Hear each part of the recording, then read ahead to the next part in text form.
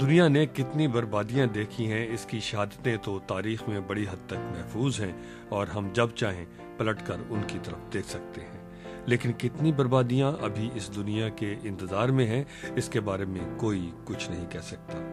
اس کا احساس ہمیں ایٹمی ہتھیاروں نے دلایا، لیکن ان ہتھیاروں سے کرۂ ارض کو کیا خطرہ ہے، اس سے اول تو فنکار محسوس نہیں کرتے، اور کرتے ہیں تو ایسے کہ جیسے حاضری کا کام کر رہے ہوں۔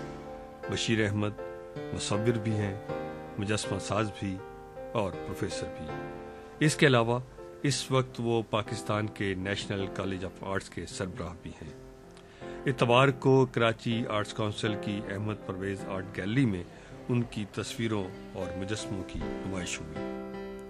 Buddha under the mushroom of atom غیر روایتی انداز میں بورڈ پر مکس میڈیا میں بنائی گئی ہے۔ اس میں انہوں نے کینوس بریک بھی کیا ہے۔ بشیر احمد کا کہنا ہے کہ انہوں نے یہ تصویر 1976 میں کارنر ڈسپلے کے لیے ہی بنائی تھی۔ شروع کے حصے میں گوتم بدھ ہیں جو دھماکے سے پیدا ہونے والے ایٹمی بادلوں کے نیچے بیٹھے ہیں، اور یہی سوال ہے کہ کیا دونوں کا ملاپ ہو سکتا ہے؟ کیا جنگ کے ذریعے امن حاصل کیا جا سکتا ہے؟ یہیں سے ذہن دوسری جنگ عظیم اور ایٹم کی طرف جاتا ہے۔ میں نے جو ٹاپک اس کا ریمین آف روئنز لیا ہے، تو نیو یارک ٹائم جو ہے اس میں پہلا کیپشن 6 اگست 1945 میں جو آیا تھا، اس میں لکھا ہوا تھا کہ first bomb was dropped on Japan by U S. Last word تھا اس کا رین آف روئنز۔ اس وقت وہ رین تھی، 60 سال کے بعد 65 سال کے بعد ریمین رہ گیا، تو ریمین آف روئنز جو ہے وہ اسی کیپشن سے ٹرن کیا ہوا یہ ہے۔ اکثر تصویروں میں سرخ اور سفید کا تناسب 9:1 کا ہے۔ سرخ رنگ جارحیت، تشدد اور بدامنی کا رنگ ہے، اور سفید امن کا۔ بشیر احمد ہمیں خطرے سے آگاہ کر رہے ہیں کہ امن صرف 10% رہ گیا ہے۔ اب بھی ہم نے کچھ نہ کیا تو 90% باقی 10% کو بھی کھا جائے گا۔ تو میرا جو مقصد ہے کہ ہیومینٹی کے لیے کام کریں، جو انسانیت کو فائدہ پہنچانے والی چیزوں کے لیے کام کریں، بنسبت اس کے کہ آپ اس کو جنگ کی طرف دھکیلیں۔ اور یہ جو سارا کچھ ہو رہا ہے، یہ الٹیمیٹلی اس کا اینڈ جو ہے نا وہ جنگ کی طرف جائے گا۔ اس کی وارننگ ہے کہ ڈونٹ ڈو دس۔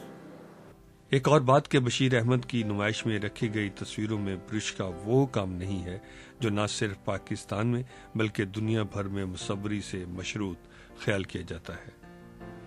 اس نمائش میں بشیر احمد کے مجسمے بھی ہیں جو اس موضوع کو زیادہ ہولناک اور زیادہ جمالیاتی انداز سے سامنے لاتے ہیں۔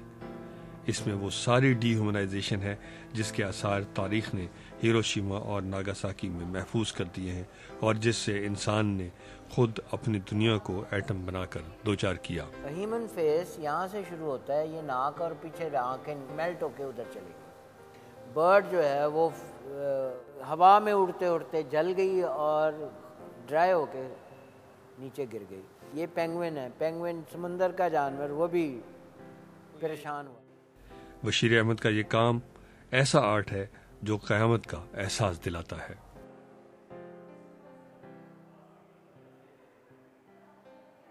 بشیر احمد کی مصوری میں جاپانی انداز چھلکتا ہے۔ شاید اس کی وجہ یہ ہے کہ ایٹمی تباہی کا اب تک کا محض ایک حوالہ ہے، جاپان اور اس کے 2 شہر ہیروشیما اور ناگاساکی۔ جب تک یہ حوالہ نہیں آئے گا اس موضوع کو مصور نہیں کیا جا سکتا، لیکن بشیر احمد کے ہاں یہ معاملہ لاشعوری ہے۔ انور سندھ رائے، BBC کراچی۔